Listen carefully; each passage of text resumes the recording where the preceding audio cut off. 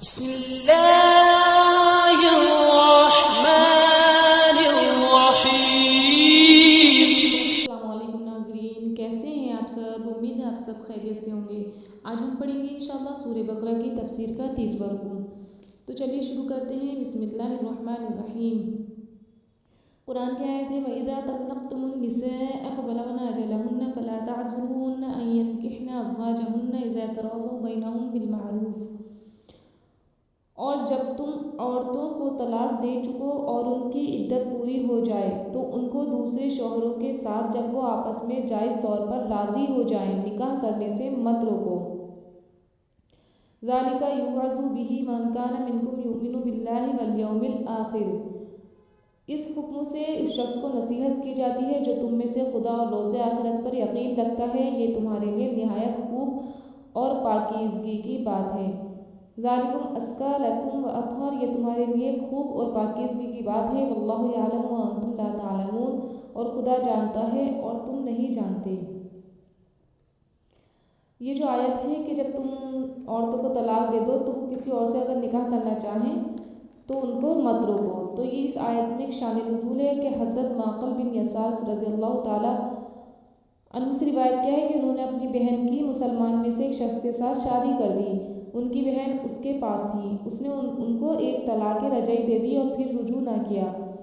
یہاں تک کہ ان کی عدت بھی گزر گئی۔ اس کے بعد ان کی بہن کی چاہت اسی کی طرف ہوئی اور اس کی چاہت ان کی بہن کی طرف ہوئی۔ غرض یہ کہ اس نے پھر اس نکاح کا پیغام بھجوا دیا۔ حضرت معقل نے غیرت کے جوش میں کہا کہ میں نے پہلے تو تمہیں عزت دی اور تمہاری شادی بھی کر دی اپنی بہن کے ساتھ، لیکن تم نے اس کو طلاق دے دی اور پھر رجوع بھی نہیں کیا۔ اللہ کی قسم وہ اب میں تمہارے نکاح میں ہرگز نہیں دوں گا۔ اللہ تعالیٰ نے ان دونوں میاں بیوی کی آپس میں خواہشات اور حاجت کو پہچان لیا اور فوراً یہ والی آیت کریمہ نازل فرمائی کہ جب طلاق کے بعد اگر کوئی دوبارہ نکاح کرنا چاہے عدت پوری ہو جانے کے بعد تو ان کو دوسرے شوہروں کے ساتھ جب وہ آپس میں راضی ہو جائے تو نکاح کرنے سے مت روکو۔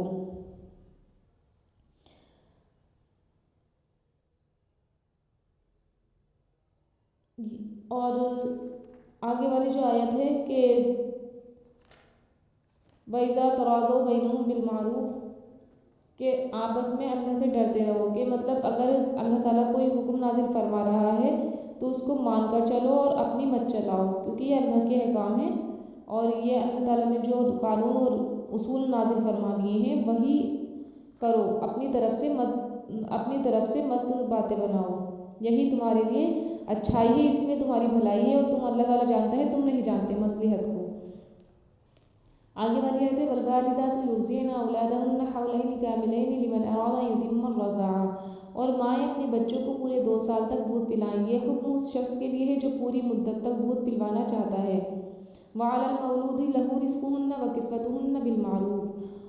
اور دودھ پلانے والی ماؤں کا کھانا اور کپڑا دستور کے مطابق باپ کے ذمے ہوگا۔ لا تکلف نفس الا وسعہا، کسی شخص کو اس کی طاقت سے زیادہ تکلیف نہیں دی جاتی۔ ولا تضار والدۃ بولدہا ولا مولود لہ بولدہ،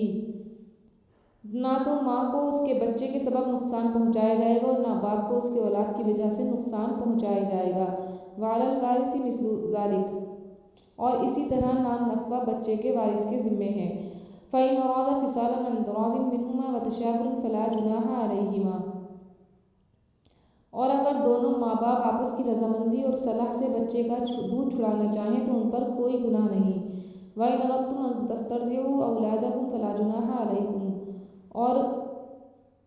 اگر تم اپنی اولاد کو دودھ پلوانا چاہو تو تم پر کچھ گناہ نہیں۔ اذا سلمتم ما آتیتم بالمعروف، اور اگر اب تم اپنی اولاد کو دودھ پلوانا چاہو تم پر کچھ گناہ نہیں، بشرط یہ کہ تم دودھ پلانے والیوں کو دستور کے مطابق ان کا حق جو تم نے دینا تھا یعنی جو تم نے طے کیا تھا وہ دے دو۔ واتقوا اللہ واعلموا ان اللہ بما تعملون بصیر، اور خدا سے ڈرتے رہو، جان رکھو کہ جو کچھ تم کرتے ہو اللہ تعالیٰ اس کو دیکھ رہا ہے۔ تو اس آیت کی تشریح یہ ہے کہ اور مائیں اپنے بچوں کو خواہ وہ طلاق دی ہوئی ہوں 2 سال تک دودھ پلا سکتی ہیں، اور یہ اس عورت کے لیے ہے جو شیر خوارگی کو مکمل کرے اور باپ پر ان عورتوں کا خرچہ دودھ پلانے کے زمانے میں بھی ویسا ہی کپڑا اور قاعدے کے موافق واجب ہے جس میں کوئی کمی اور زیادتی نہ ہو۔ دودھ پلانا وغیرہ کے خرچے میں اتنا ہی انسان کو اللہ کی طرف سے پابند کیا گیا ہے جتنا اللہ نے اس کو مال دیا ہے۔ کسی ماں سے اس کا بچہ لینا جائز نہیں جبکہ وہ اتنے پیسوں پر دودھ پلانے کے لیے راضی ہو گئی جتنے پیسوں پر وہ دوسروں سے لیتی ہے۔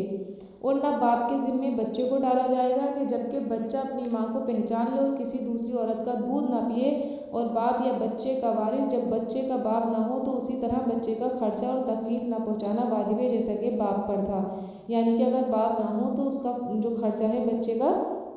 تو باپ کا جو وارث ہوگا وہ خرچہ دے گا تک بچہ دودھ پیے گا۔ اور جب میاں بیوی 2 سال سے پہلے آپس کی رضامندی اور مشورے سے بچے کا اگر دودھ چھڑانا چاہیں تو اگر وہ اپنی اولاد کو پورے 2 سال تک دودھ نہ پلائیں تو ان پر کوئی گناہ نہیں، اور جب ماں کے علاوہ کسی اور سے دودھ پلوانا چاہیں اور ماں کی عدت پوری ہو جانے کی وجہ سے شادی کا ارادہ ہو تو تب بھی ماں باپ پر کوئی گناہ نہیں، جبکہ قاعدے کے مطابق جو ہم نے تم کو دیا ہے بغیر کسی مخالفت کے تم اس کو دے دو، اور تکلیف پہنچانے اور مخالفت کرنے میں اللہ سے ڈرو، اس لیے کہ اللہ تعالیٰ تکلیف پہنچانے کی غرض سے جو مخالفت کر رہا ہے اس کو دیکھ رہا ہے۔ اور